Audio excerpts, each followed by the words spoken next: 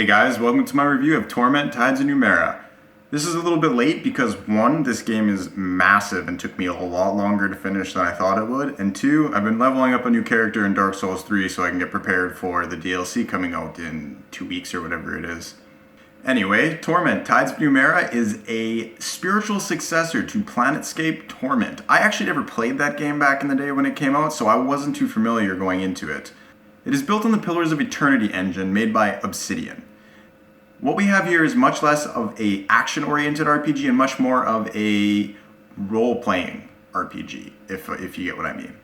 Basically, you can play this entire game without getting into a fight. I don't think I actually got into a fight in the game in the first 15 hours of playing, other than the tutorial. This leads to some really interesting gameplay that I personally love. There's lots of skill checks that remind me of playing D&D, and there's a lot of emphasis placed on navigating through the different dialogue trees in order to avoid combat.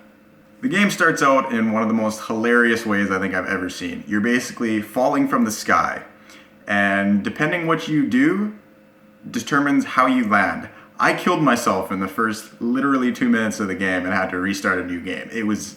I literally laughed out loud. It was hilarious. Once you successfully make it to the ground, you wake up without memories or anything like that. You learn the controls, and as you learn the controls, it asks you questions, and it slowly starts to build what it feels you should play as in terms of characters. I actually like the way that it set it up, and it was pretty close to the way that I actually wanted to play. So for me, it worked out good. I don't know if it'll work out good for everybody, if they want to play a more warrior type or whatever. But in these kind of games, I tend to play the charismatic person and try to talk my way through everything because it usually leads to more interesting outcomes. You play as the last cast-off. He is a previously used body from the Changing God. The Changing God has basically developed a form of immortality by constantly switching bodies into a new person every 2 decades or something like that. And he's slowly going along building up the best body that he possibly can. You are the latest cast-off, hence the name Last Cast-Off. You do meet other ones, and you find out a lot more about the Changing God as a person as you continue through the game. I'm obviously not going to spoil anything here because you play the game for the story. But it is a very interesting take on reincarnation, I would say. I really enjoyed that premise of the story. The game is mixed between a sci-fi and a fantasy style of setting, and I actually really enjoy that as well. I'm not going to go too terribly in depth into it because I find that in this kind of game, going through and figuring all this stuff out yourself is generally the best part. That's why most of the footage of this is going to be within the first 10 hours of the game or so I don't spoil anything going forward. Now, the gameplay itself is a mixed bag. I personally don't feel that the combat is all that great per se, mainly because it feels stifled compared to what you would usually see in a tactical RPG. This is a turn-based RPG, and it feels like your options are fairly limited in terms of what you can do compared to, say, Pillars of Eternity or something like that, or Tyranny. Those games have a lot more depth in terms of the combat, but what this game does shine at is the dialogue choices. Like I said previously, it is possible to play through this game with very few fights.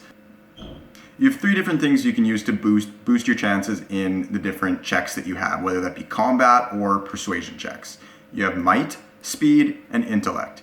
Those 3 things are basically strength, dexterity, and wisdom.